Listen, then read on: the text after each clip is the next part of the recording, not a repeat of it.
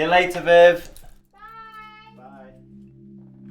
My little brother sort of did a media project with school, and he knew that I could already backflip because previously to doing parkour I was a high-level trampolinist. So he asked me, can I be in his media project video and do a backflip off a wall? And I was like, yeah, go on then. And then I was hanging around with him and his mates, and he thought it was like pretty fun actually what they were doing, and decided to quit trampolining and start parkour instead because it was more fun. My name's Scott Jackson. I've been doing parkour for around coming up to 13 years I think now. I just trained all the time at the beginning, like for the first sort of 4 or 5 years I was just training constantly because it was so fun and no one tells you to stop, so you go out on like a Saturday and you just train for like 7 or 8 hours just straight, which is great for your body. So I was doing that all the time. We had like a small group in Bournemouth that was like really cool, and we just hung out all the time, and you know, like what a lot of people started parkour for, the community of being together and jumping around. And then I would sort of like, I don't know, help people out and sort of coach them a little bit, and I don't know, I seem to have a little bit of understanding of movement because of trampolining before and going on all the coaching courses probably with my coach and whatever, so I could pick up that stuff quite well, I think. Me and a guy called Jackson sort of got together and said, we're doing the same thing in different areas but we're fairly close, should we just get together and make a real cool organisation? So we did that and we created Train Hard. And yeah, now we've got our own facility, and that's sort of where it's at now. I'm managing the facility over in Poole and just continuing to coach full time.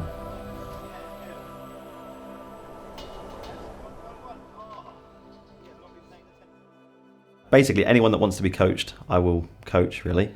We start from ages, at the moment now, sort of 1 to 3, 3 to 5, 6 to 9, 10 to 14, 14 to 17, 18 plus. So we sort of cover everything. So when we go under the bar, I want you to not put your chest or your knees on the floor. I think probably our oldest active member is maybe like 56, 57. There's quite a lot that are sort of in their 40s, I would say. Viv is my wife. She coaches for Train Hard Parkour, so I guess she's my wife and my employee. They look so funny like that. This one's Albie, this one's Belly. They like being carried. Oh God! Oh my! That's how we play. Oh, parkour, parkour. Can you open with that like a jingle? My name is Viv Jackson, Scott is my husband, and I'm one of the coaches for Train Hard. When you see them break a mental block, I think that's quite elating, almost, as a coach. For them to like achieve that little something is quite nice to see, really. It's a rewarding job. I really like it. He's great. Like, that's why I married him. He is really passionate about parkour, and I think that shines through. We used to live in a flat on the 2nd story, and it was just like, you know, if there was a fire and I couldn't get out, I could get out. Like, what? Why couldn't everyone should be able to like just get themselves safely down from somewhere? That's what I like hearing from some of the students, especially my adult students. They sort of say, oh, you know, since I've started, I've been much better at like just going up the ladder and getting things from the attic, or you know, just all these little things that translate to their like activities of daily living. So I think they're gaining confidence and self-belief, definitely, and everyone's really supportive, which is something that I've tried really hard to foster, because from my trampolining background, it wasn't supportive at all, and it was pitting everyone against everyone else. You wanted to be on the podium, you needed to psych out your opponent by saying something snarky to them before they went onto the trampoline or whatever. People, hopefully, in our classes gain that sort of supportive and encouraging atmosphere. Oh, I committed to it. That's good.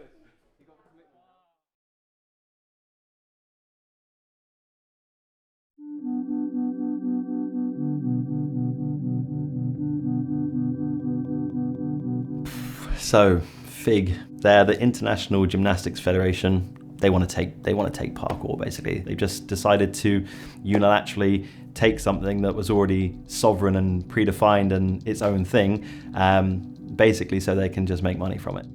Obviously, the primary demographic for parkour is young male athletes, and typically gymnastics have really struggled to get male participation. People within the parkour community have been pretty vocal about it. Some people are sort of for it, some people are indifferent, a lot of people are very against it, but more recently I think people are sort of just going to the competitions because they're afraid that they're going to miss out on opportunities, prize winnings, trips and stuff like that. And there's something different in parkour that I found that I didn't find in gymnastics or trampolining. Trampolining was geared towards being the best to get on a podium to win medals. That was the goal. Parkour, for most people, is a lifelong practice. It's just like continually learning, continually finding challenges and overcoming them.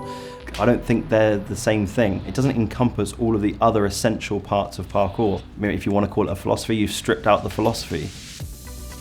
It is quite scary to think that we might be handed like a syllabus to like teach and then it becomes like a tick box exercise. At the moment, it's nice being able to teach freely what you think is suited for those students. But if you've got like a syllabus to teach, then it then becomes a strict sort of coaching because they have to like achieve this and achieve that and achieve this and achieve that. The problem with people competing in the FIG events is that you are lending them credibility from the parkour community. You're giving the green light for other people to do it. A lot of people are on the fence at the moment, and when you go and do that, people just go, oh, well, he's doing it actually, so probably, like, that's okay. So maybe FIG's not all that bad. It would be very, very easy for us to get swallowed up and then the whole thing being fundamentally changed. It's going to affect all the other people getting into it, and I think we have to think of the future generations because that's how an idea gets carried through time. My personal plan is I'm going to keep doing what I'm doing, coaching parkour how I see parkour, and then we're going to be pretty vocal when FIG do whatever they're doing and we don't agree with it, and we'll say this is why we don't agree with it. And I think keep on keeping on because people around here are getting loads out of it. So I think we just have to keep doing what we're doing and hope for the best, and that's all you can do.